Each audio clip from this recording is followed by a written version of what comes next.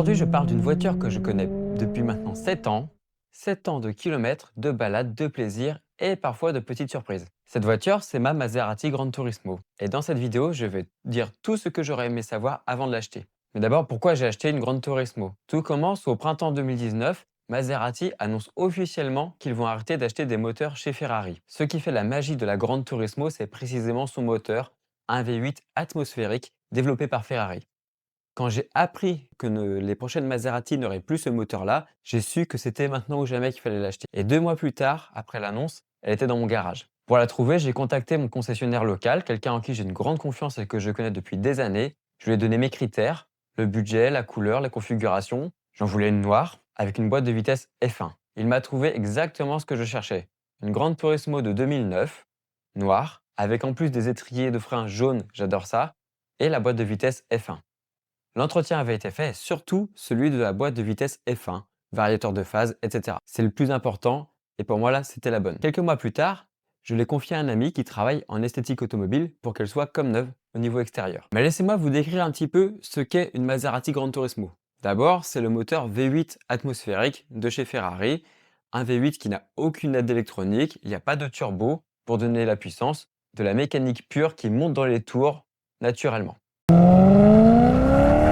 Ensuite, son design. Il est signé Pininfarina. Ses lignes, elles sont intemporelles. C'est une œuvre d'art. Quand elle roule, quand elle est garée dans la rue, les gens la regardent, mais de façon sympathique, pas ostentatoire. Et puis la Grande Turismo, c'est une vraie 4 places avec 4 places pour 4 adultes. Et bien sûr des enfants si on veut.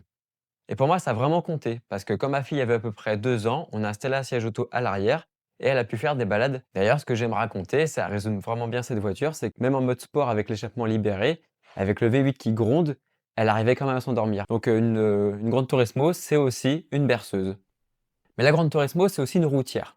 Si vous désactivez le mode sport, vous mettez les suspensions en confort, c'est-à-dire la suspension est moins ferme, vous relâchez l'échappement, et là la voiture elle se transforme, elle devient vraiment silencieuse, souple et agréable sur des centaines de kilomètres. C'est un peu comme une quatreportée, dont elle partage d'ailleurs la plateforme. A l'inverse, quand vous activez le mode sport, l'échappement il se libère, les suspensions sont plus fermes, et avec la boîte de vitesse F1, c'est un régal.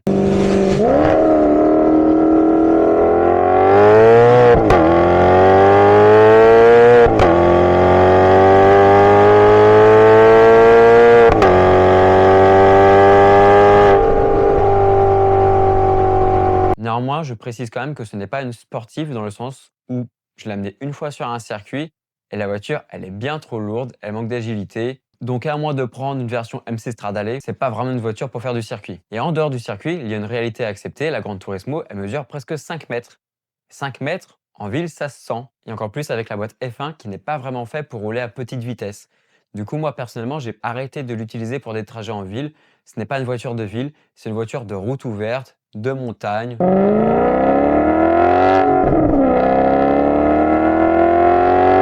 Ou d'autoroute.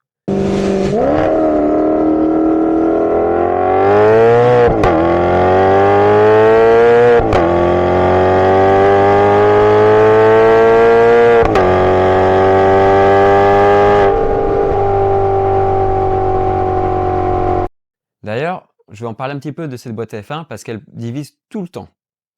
La Grande Turismo, elle est disponible avec 2 transmissions, une boîte ZF, plus conventionnelle, et une boîte séquentielle F1, celle avec les palettes au volant. Moi, personnellement, j'ai choisi la F1, c'est celle que je voulais, c'est la plus brutale. Quand on monte à 7000 tours, c'est vraiment hyper agréable.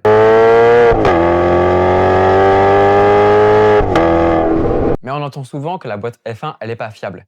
Et pour moi, c'est pas vraiment exact.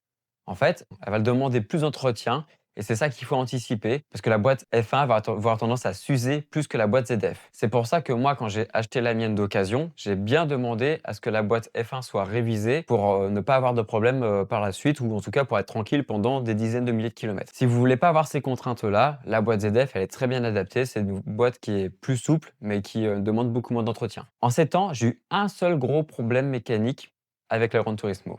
Et honnêtement, c'était un petit peu de ma faute. Quand on faisait une sortie avec d'autres passionnés, il y avait des Maserati, des Ferrari, des Lamborghini, quelques Alfa Romeo. C'était une belle journée sur des belles routes.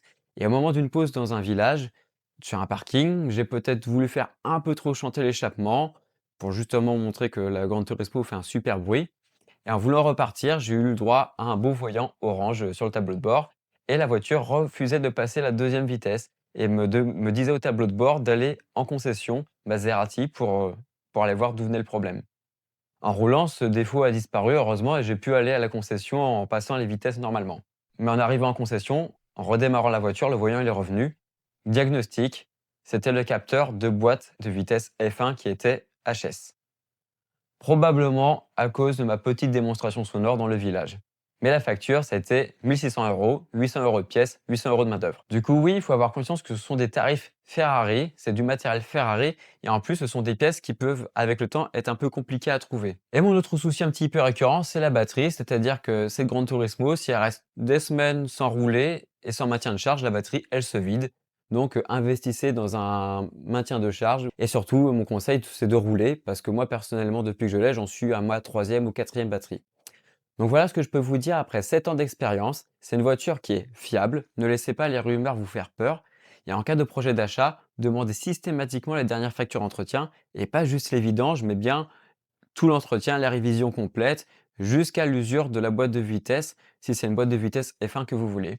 Ça, pour moi, c'est non négociable. Et si vous hésitez entre la boîte ZF et la boîte F1 et que vous n'avez pas l'expérience des boîtes séquentielles, vous pouvez prendre la ZF, vous serez plus serein, vous aurez plus une expérience comme la quattroportée, qui est quand même très agréable et qui reste sportive.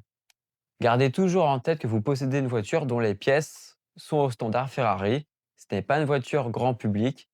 L'entretien, les réparations, tout ça, ça a un coût.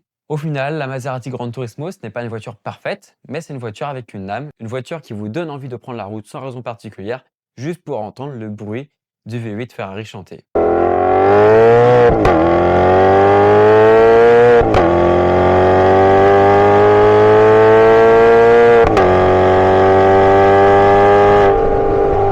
Voilà, j'espère que cette vidéo vous a aidé à y voir un peu plus clair. Si vous avez des questions sur la Gran Turismo parce que vous avez un projet d'achat, posez-les en commentaire, je lis tout et je répondrai à tout. À bientôt sur la chaîne, prenez soin de vous et surtout prenez soin de vos voitures.